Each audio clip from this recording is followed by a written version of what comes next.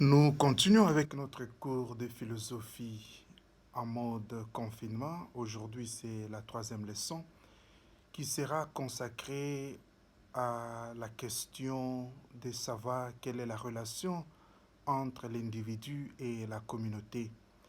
C'est la question que nous avons posée en abordant la question du libertarianisme ou libertarisme qui mettait l'accent sur la liberté individuelle. Et à partir du moment où l'État intervenait dans la vie de l'individu, cela était considéré comme un empiètement sur ses libertés, comme si l'État était en train d'étouffer la liberté de l'individu. Et aujourd'hui, nous allons aborder la question du communautarisme pour voir quelle relation on peut avoir entre l'individu et la société. Comme nous le savons, le communautarisme a émergé comme une critique du libéralisme politique et du libertarisme. Et sa thèse est qu'en insistant sur la liberté individuelle, les libertarismes et les libéralismes sous-estiment l'essence partagée de l'identité dont les gens ont besoin pour fonctionner comme une société. Et Michael Sandels, qui est le premier et peut-être le plus influent penseur communautariste, estime qu'il n'y a pas d'individu sans communauté qui les porte et il n'y a pas de communauté sans croyances morales et religieuses. Nous retrouvons ici les traces de la philosophie de l'Ubuntu qui met l'accent sur la solidarité. Et cette solidarité qui est une valeur qui est vécue dans une communauté. En quelque sorte, elle établit la relation entre l'individu et la communauté. Et nous retrouvons aussi la philosophie ou l'anthropologie africaine qui affirme et qui estime qu'il n'y a pas de je sans nous. Je suis parce que nous sommes. Et nous retrouvons également ici les traces de la philosophie du professeur Tchamalanga Ntumba, sa philosophie de la bissoïté. Les jeux n'ont de sens qu'à l'intérieur d'une communauté. Et ceci semble être aussi l'avis de Michael Sandel, qui est un des éminents communautaristes, si vous le voulez. Et Michael Sandels parle de cette relation entre la communauté et l'individu. Dans son livre Les libéralismes et les limites de la justice, Sanders critique la théorie de la justice de John Rawls pour ses fondements individuels et rationalistes, comme il le qualifie. Et la critique de Sanders s'attaque plus aux fondements métaphysiques du libéralisme et en particulier à sa conception du moi sur lesquels se fonde les libéralismes. Pour Sanders, le moi libéral est un moi désencombré. Le libéralisme, dit-il, est fondé sur une conception bizarre des personnes en tant que des individus radicalement abstraits, isolés de tous ces désirs, idéaux, croyances, buts et caractéristiques qui font des gens ce qu'ils sont réellement.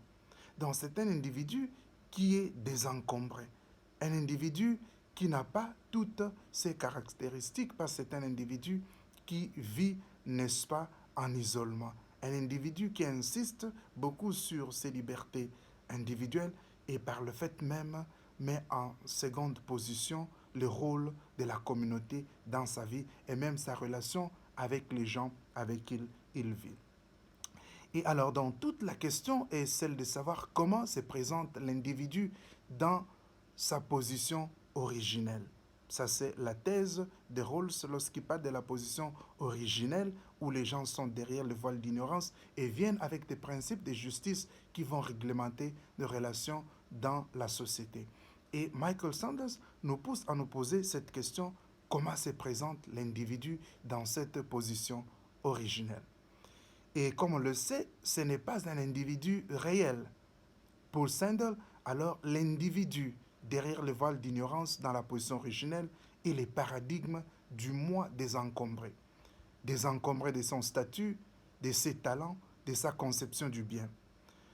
Comme il ne connaît pas quelle est sa conception du bien, il n'est pas lié par les demandes de cette conception. Ainsi, il n'a pas à prendre en considération les exigences morales de sa conception du bien quand il délibère au sujet de la justice. Il est libre de telles considérations. Donc, il est tellement désencombré qu'il devient libre lorsqu'il doit délibérer. Et Sandel argumente que le moi désencombré tel qu'il apparaît chez Rawls est une conception métaphysique de la personne, c'est-à-dire un sujet transcendantal du type kantien. Et le sujet n'est pas déterminé par ses fins, mais il existe avant ses fins et il choisit ses fins. En d'autres termes, le sujet a la capacité rationnelle de se choisir des fins, mais il n'est pas lui-même défini par les contenus de ses choix. Ceci pose un problème, et selon Sandel, l'idée d'un moi désencombré implique que la personne choisit volontairement ses fins.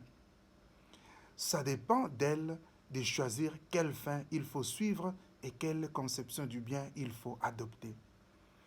Et Sandel argumente qu'en réalité, les gens découvrent leur conception du bien plutôt que ne la choisissent. Et pour lui donc, l'action humaine n'est pas simplement un processus de choix rationnel de ses fins et de leur poursuite, mais plutôt un processus de poursuite des buts qui sont incarnés dans les diverses communautés et groupes auxquels nous appartenons. Donc la communauté joue un rôle très important dans notre relation. Et il ne faut pas toujours établir une relation antagoniste entre les libertés individuelles et la communauté. L'individu se réalise à l'intérieur d'une communauté. C'est à l'intérieur de cette communauté qu'il peut mettre en valeur tout ce qu'il a comme talent et tout ce qu'il a comme potentialité. Donc la relation entre l'individu et la communauté devient très importante et ce n'est pas à négliger. Et au même moment que nous établissons cette relation entre l'individu et la communauté, nous devons faire très attention pour que la communauté ne puisse pas écraser l'individu. Et au même moment que l'individu ne puisse pas vivre comme si il était une entité séparée des autres et qui n'a pas sa place dans la communauté. Donc nous devons essayer d'établir cette relation. Et l'objection générale de Sandel par rapport à la théorie de Rawls est que Rawls n'accorde pas assez d'importance à la communauté. La communauté, estime-t-il, joue un rôle important dans la constitution de notre conception du bien, notre identité et nos obligations de partage. Donc nous voyons ici quel est le rôle de la communauté dans notre réalisation comme individu. Nous ne pouvons pas vivre comme si nous étions des êtres désincarnés. C'est à l'intérieur d'une communauté que nous nous réalisons. Comme nous le constatons, nous avons commencé avec l'utilitarisme. L'utilitarisme, justement, était en train de mettre l'accent sur le bonheur. Quel type de bonheur? C'est le bonheur du plus grand nombre. Et comme on le disait, c'était plus en termes numériques, où on tenait compte du nombre de ceux qui pouvaient se réaliser, qui pouvaient vivre dans de bonnes conditions, et il y a certaines personnes qui étaient laissées de côté. Et John Rawls vient avec sa théorie de la justice pour essayer de répondre à cette question et résoudre le problème avec le principe des différences où il essaie d'inclure les autres. Mais il est accusé de négliger l'aspect de la communauté. Et les communautariens viennent aujourd'hui nous parler de ce rôle de la communauté dans la vie de l'individu et dans la réalisation de l'individu. Et cette théorie, elle aussi, a ses limites.